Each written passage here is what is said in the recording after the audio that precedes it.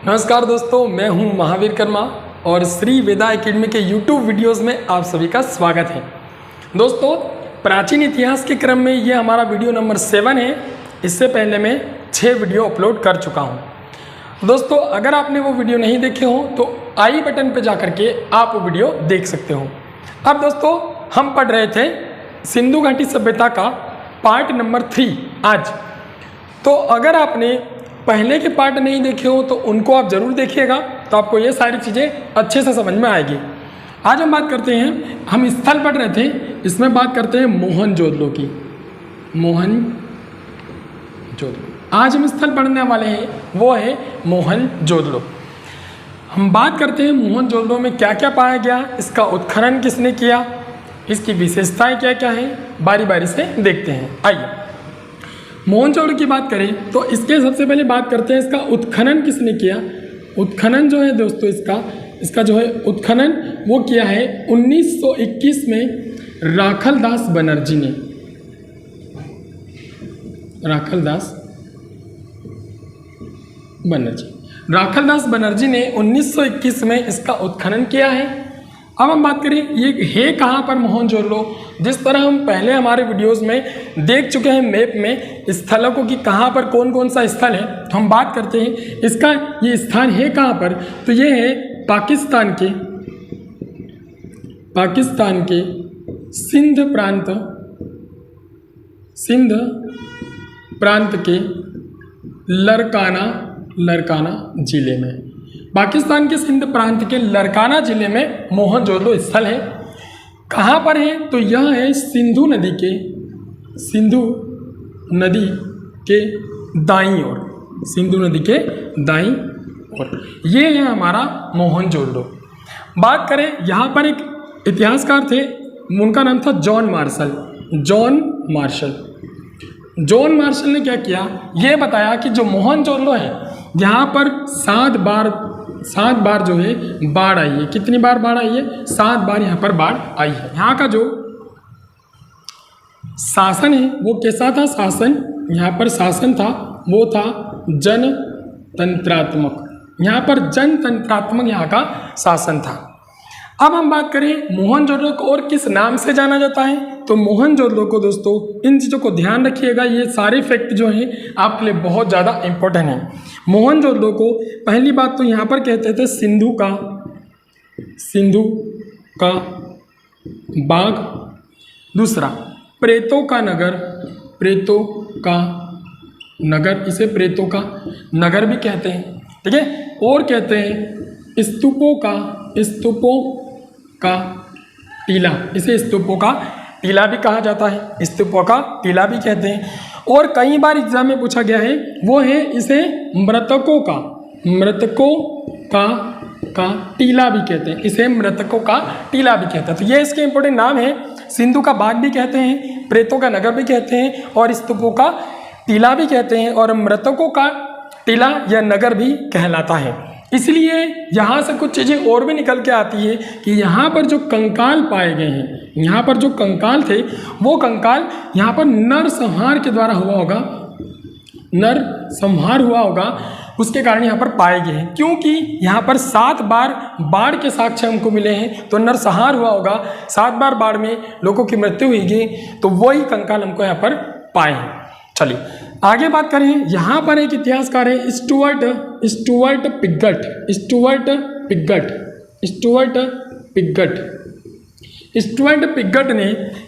Piggott ने कहा है कि मोहनजोदड़ो और इससे पहले जो हम एक स्थल पढ़ चुके हैं हड़प्पा, ये दोनों क्या है, जुड़वा राजधानी। तो स्टुअर्ट पिगट के द्वारा मोहनजोदड़ो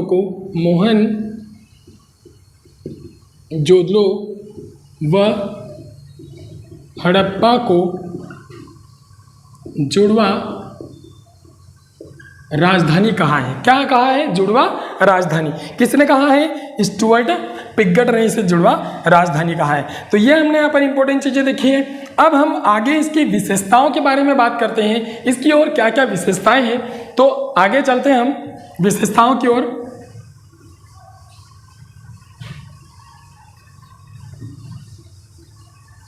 देखिए दोस्तों, आगे हम विशेषताओं की बात करें तो यहाँ पर मोहनजोदड़ो में हमें 2 टीले पाए गए हैं। कितने टीले मिले हैं? 2 टीले मिले हैं। एक टीला और ये दूसरा टीला। और इससे पहले भी हम हड़प्पा में इन दोनों टीलों की बात कर चुके हैं।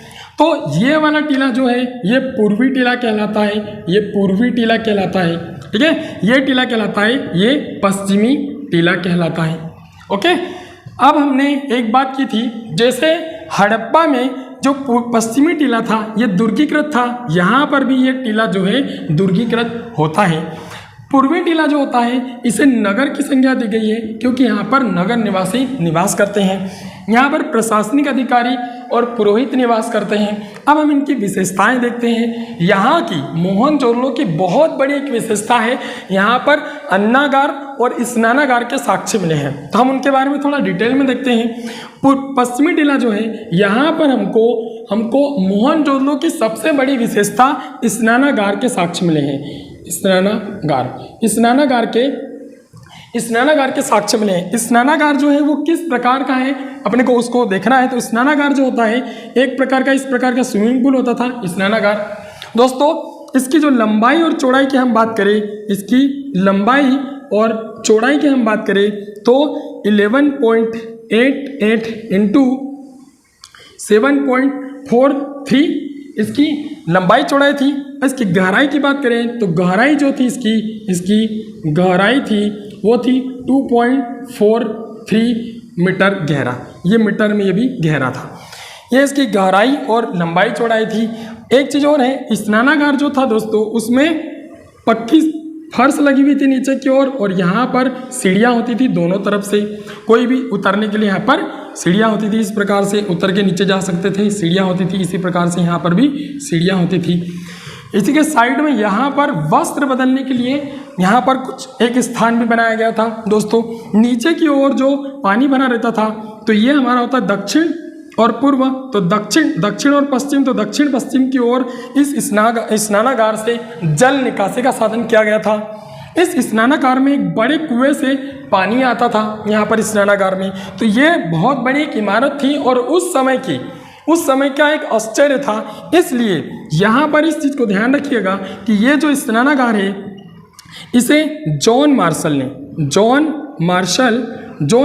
जो है उन्होंने इस स्नानागार को उस समय का तात्कालीन समय का आश्चर्य कहा है। क्या कहा है? तात्कालीन समय का आश्चर्य स्नानागार को। ये इस समय की बहुत बड़ी एक इमारत थी, इसे ध्यान में रखिएगा। चलिए अब बात करते हैं, हमको यहाँ पर विश्वविद्यालय के साक्ष्य मिले हैं। विद्यालय के साक्ष्य मिले हैं। उसके बाद हमको यहाँ पर पुरोहित आवास मिला है। पुरोहित आवास के साक्ष्य मिले हैं। पुरोहित आवास मिले हैं हमको यहाँ पर। उसके बाद करें, हमको यहाँ पर बृहद अन्नागार के साक्ष्य भी मिले हैं। बृहद अन्नागार के साक्ष्य भी मिले हमको यहाँ पर। ये सारी चीज़ें यहाँ पर मिली है। तो ये तो होता है हमारा पश्चिमी टीला, जहाँ पर प्रशासनिक अधिकारी और मुख्य अधिकारी रहते थे। पर जो हमारा पूर्वी टीला है यहाँ पर नगर निवासी रहते थे। इनकी बात करें तो पूर्वी टीले में जो नगर निवासी होते थे यहाँ पर हमें एक प्रकार की मूर्ति मिली है, वो प्रोटो अस्ट्रोलाइट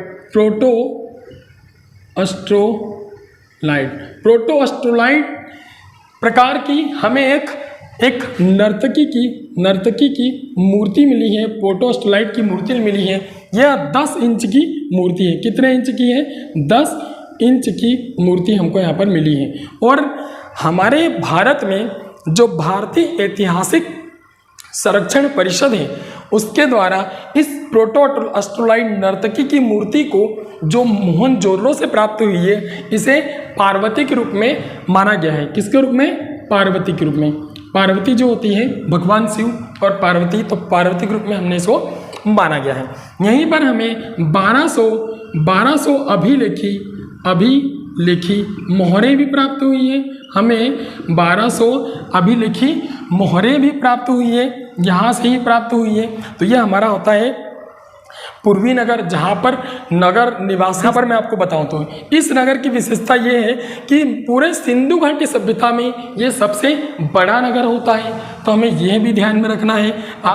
इस टीले में हमको यहाँ पर लंबे चौड़े रास्ते मिले हैं। और इन रास्तों को यहाँ पर राजपथ कहा गया है, राजपथ कहा गया है। राजपथ के साक्ष्य जो हैं, राजपथ जो हमको मिला है वो हमें मोहनजोदड़ो से मिला है और ये मोहनजोदड़ो की एक बहुत बड़ी विशेषता है, मोहनजोदड़ो की बहुत बड़ी विशेषता है कि हमको यहाँ पर राजपथ मिला है।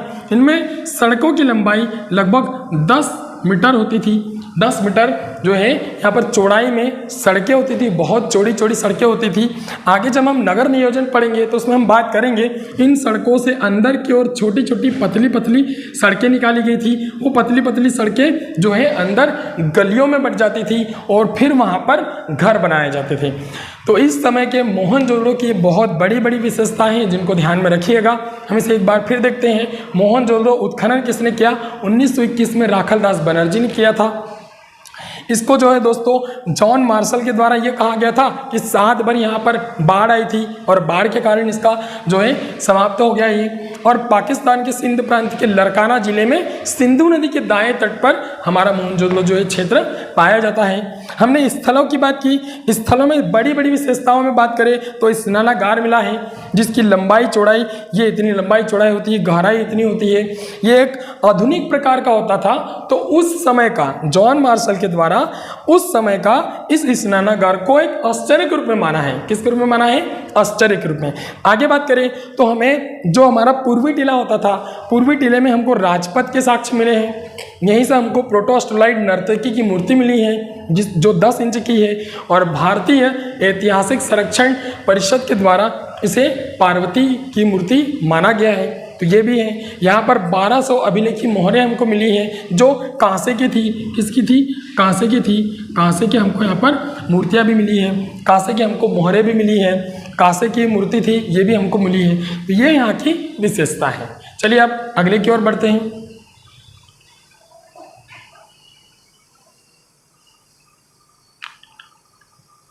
चलिए दोस्तों अब हम अगले स्थल की ओर जाते हैं, अगले स्थल की ओर बढ़ते हैं और वो है हमारा चन्हुदड़ो। कौन सा है? चन्हुदड़ो स्थल है। अगला स्थल है चन्हुदड़ो। ये कहाँ पर पाया गया है इसकी बात करें हम तो दोस्तों जो ये चन्हुदड़ो है ये भी पाकिस्तान के सिंध प्रांत में पाएगी। ये पाकिस्तान के सिंध प्रांत में सिंधु नदी के तट पर है। ये भी पाकिस्तान के सिंध प्रांत में सिंधु नदी के तट पर ही स्थल है जो हमें पाया गया है। अब इसकी खोज सबसे पहले किसने की थी? तो इसकी हम खोज की अगर बात करें तो इसकी खोज जो है ये की है NG मजूमदार, मतलब N गोपाल मजूमदार। तो N गोपाल मजूमदार ने इसकी खोज की है। आगे हम बात करें इसका उत्खनन किसने करवाया तो इसका जो उत्खनन है दोस्तों इसका उत्खनन करवाया है अर्निस्ट मैके ने इसका उत्खनन करवाया है। चन्हुदड़ो की स्पेशलिटी ये है दोस्तों कि यहाँ पर हमको हड़प्पा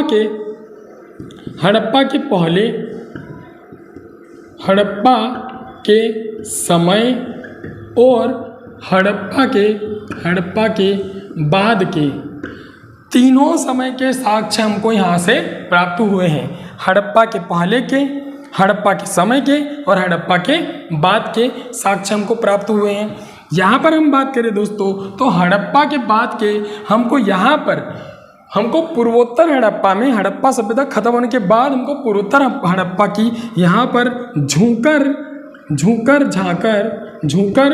झांकर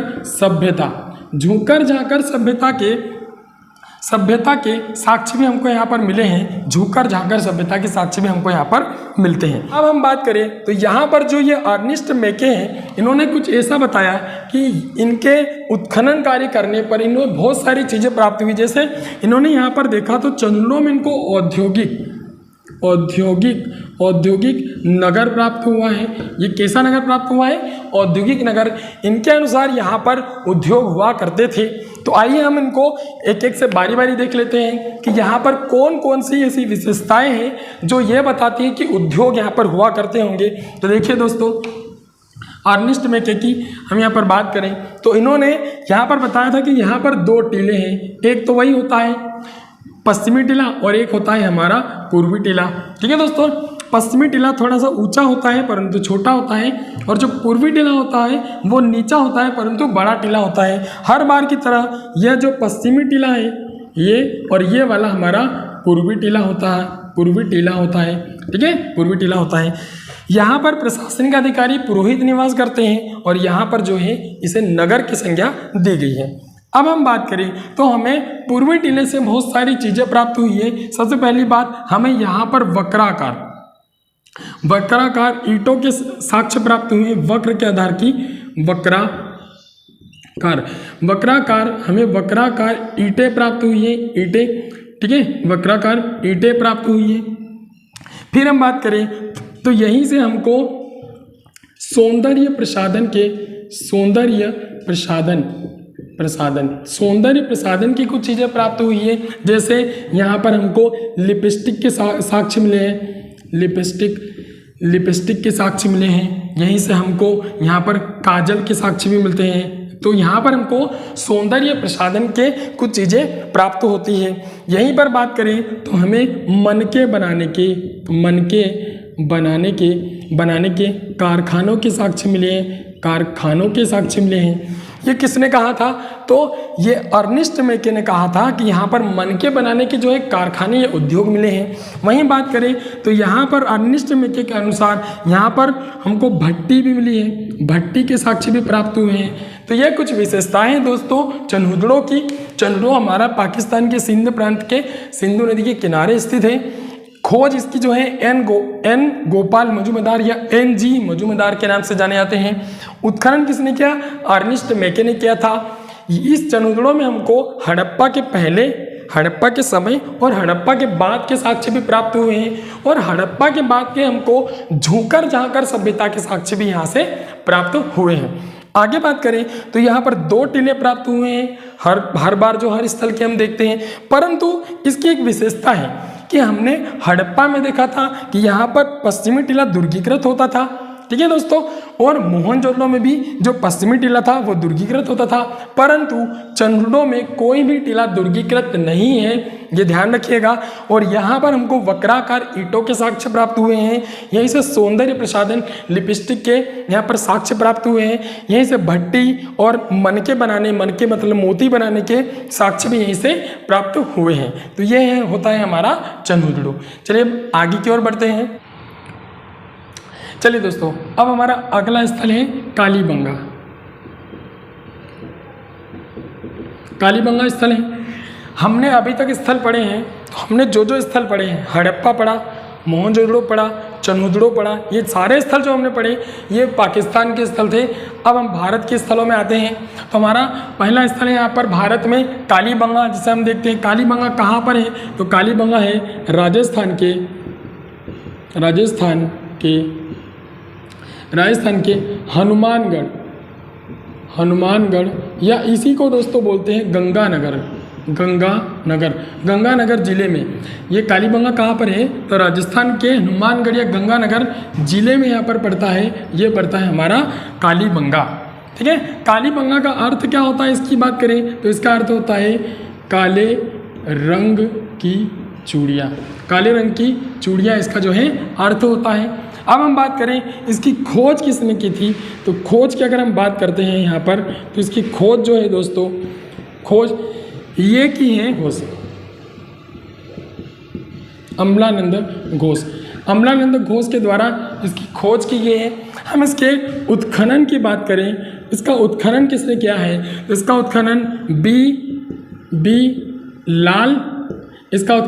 लाल और बी के थापर, इसका उत्खनन बी लाल और बी के थापर के द्वारा किया गया था। कब किया गया था उसकी हम बात करें, क्योंकि एग्जाम में ये भी शायद पूछ लिया जाता है, तो हम बात करें तो ये अमलानंद घोष के द्वारा 1951 में इसकी खोज की गई थी और 10 साल के बाद इसका उत्खनन का कार्य प्रारंभ हुआ बी लाल और बी के थापर के द्वारा 1961 में इसकी खोज हुई थी। स्पेशल चीज़ें देखते हैं, यहाँ पर भी 2 स्थल हैं। यहाँ पर भी एक होता है हमारा पश्चिमी टीला, एक होता है हमारा पूर्वी टीला। ठीक है, पश्चिमी टीला और पूर्वी टीला। अब हम इसकी बात करें पश्चिमी टीले और पूर्वी टीले की, तो ये हमारा हो जाता है पूर्वी टीला, पूर्वी टीला। ये हमारा हो जाता है पश्चिमी टीला हर बार की तरह। परंतु दोस्तों अभी तक हमने क्या देखा था कि हड़प्पा में जो पश्चिमी टीला था वो दुर्गीकृत था, मोहनजोदड़ो में पश्चिमी टीला था वो दुर्गीकृत था, चंदुलपाड़ा जहाँ पर कोई भी टीला दुर्गीकृत नहीं होता था, परंतु कालीबंगा में दोनों टीले अलग अलग दुर्गीकृत हैं। दोनों टीले कैसे हैं? अलग अलग 4 परकोटा होता है, इनके दोनों की तरफ दोनों टीले अलग अलग हमको यहाँ पर दुर्गीकृत मिलते हैं। ये है कालीबंगा, इनको ध्यान में रखना है। अब इसकी बात करें हमें यहाँ से क्या क्या मिला है, तो हमको यहाँ पर शल्य चिकित्सा के साक्ष्य मिले हैं। यहीं पर हम बात करें तो हमें ऊंट की हड्डी के साक्ष्य मिले हैं। यहीं से हम बात करें तो हमें अलंकृत ईंटें मिली हैं, अलंकृत ईंटों के साक्ष्य मिले हैं। यहीं पर हम अगर बात करते हैं तो हमें कुछ इंपॉर्टेंट चीज़ें और क्या मिली हैं, जैसे यहाँ पर बात करें तो हमें सेल खड़ी व मिट्टी सेल खड़ी व मिट्टी के हमको मोहरे मिली हैं। सेल खड़ी व मिट्टी की हमको क्या मिली है? इंपॉर्टेंट चीज़ है यहाँ पर हमको अग्निकुंड, अग्निवेदिका या अग्निकुंड के हमको साक्ष्य भी यहाँ पर मिलते हैं। तो ये होती है कालीबंगा की मुख्य विशेषताएं। हर बार की तरह पश्चिमी टीले पर पुरोहित और प्रशासनिक अधिकारी रहते थे और पूर्वी टीला जो होता था ये हमारा नगर के लिए होता था। यहाँ पर श्रमिक, नगर और जो निम्न निवासी रहते थे वो यहाँ पर रहते थे। चलिए दोस्तों, अब अगला हमारा है यहाँ पर भारत में हम पढ़ते हैं लोथल। कौन सा है? लोथल पढ़ने जा रहे हैं। लोथल कहाँ पर है? तो देखिए लोथल की हम बात करें तो लोथल जो है यह भारत में गुजरात राज्य के अहमदाबाद जिले में सर्गवाला नामक ग्राम है। सर्गवाला गांव का नाम कौन सा है? सर्गवाला गांव। वहाँ पर हमको लोथल स्थल प्राप्त हुआ है। किस नदी के किनारे प्राप्त हुआ है? तो लोथल जो है भोगवा नदी के किनारे हमको लोथल मिला है। लोथल के स्थल मिले हैं, भोगवा नदी के किनारे हैं। हम बात करें लोथल की तो लोथल को हम यहाँ पर मुर्दों का नगर भी कहते हैं, ये भी ध्यान रखिएगा। लोथल को मुर्दों का नगर कहते हैं। इसकी सबसे बड़ी विशेषता की बात करें तो यहाँ पर जैसे हर बार की तरह हमें एक पश्चिमी टीला मिलता है और एक मिलता है हमें यहाँ पर पूर्वी टीला। ये होता है हमारा पूर्वी टीला, पश्चिमी टीला और पूर्वी टीला। तो हम बात करें यहाँ पर जैसे हमने बात की हड़प्पा में पश्चिमी टीला दुर्गीकृत था, मोहनजोदड़ो में पश्चिमी टीला दुर्गीकृत था, चंदुलपाड़ा में हमने देखा कोई भी टीला दुर्गीकृत नहीं था। और अब लोथल में जो है दोस्तों एक ही रक्षा प्राचीर से, एक ही 4 दीवारी से इन दोनों टीलों को दुर्गीकृत किया गया है। तो यहाँ पर पश्चिमी टीला और पूर्वी टीला जो है वो एक ही रक्षा प्राचीर से दुर्गीकृत हुआ है। सबसे बड़ी विशेषताएं की बात करें तो यहाँ पर हमको अग्निकुंड के साक्ष्य भी मिले हैं। अग्निकुंड, अग्नि वेदिका के साक्ष्य मिले हैं। यहीं से बात करें हमको वक्राकार या वर्गाकार मोहरों के साक्ष्य मिले हैं। वर्गाकार मोहरें मिली हैं हमको यहाँ से हम इम्पोर्टेंट चीज़ों की बात करें मनके बनाने के कारखाने हमको यहाँ से भी मिले हैं। परंतु कालीबंगा के कारखाने महत्वपूर्ण होते हैं और एग्जाम में वही पूछे जाते हैं। यहाँ पर भी हम कुछ ऐसे साक्ष्य हमको यहाँ पर मिले। यहाँ पर हमको रंगाई कुंड मिला है, रंगाई कुंड के साक्ष्य मिले हैं। रंगाई कुंड के साक्ष्य यहाँ पर बात करें तो हमको धान व चावल के साक्ष्य मिले हैं। यहीं से हम बात करें तो हमें मम्मी का मॉडल मिलता है। मम्मी का मॉडल भी हमको यहाँ से मिलता है। हम इसके लोथल में हम देखें तो हमें यहाँ पर इसके उत्खनन की बात करें, खोज की थी। यहाँ पर इसकी हम खोज की बात करें तो इसकी खोज जो है आर राव द्वारा, एस आर राव द्वारा 1955 में की गई है। किसके द्वारा की गई है? एस आर राव के द्वारा। ये होता है हमारा लोथल स्थल। विशेषताएं मैंने सारी विशेषताएं आपको बता दी है। इसमें सबसे बड़ी विशेषताओं की बात करें तो ये विशेषता है कि ये मुर्दों का नगर भी कहलाता है। उसके बाद धान और चावल की यहाँ पर हमको किस्में भी प्राप्त हुई है, वर्गाकार मोहरें मिली है, अग्निकुंड के साक्ष्य मिले हैं, मन के बनाने का कारखाना मिला है, मम्मी का मॉडल मिलता है, रंगाई कुंड मिलते हैं और दोनों जो टीले हैं वो एक ही रक्षा प्राचीर से यहाँ पर घिरा हुआ है। चलिए दोस्तों, अब इसके आगे के जो स्थल हैं उन स्थलों को हम पढ़ेंगे अगले वीडियो में। अगर आपको हमारा वीडियो पसंद आया तो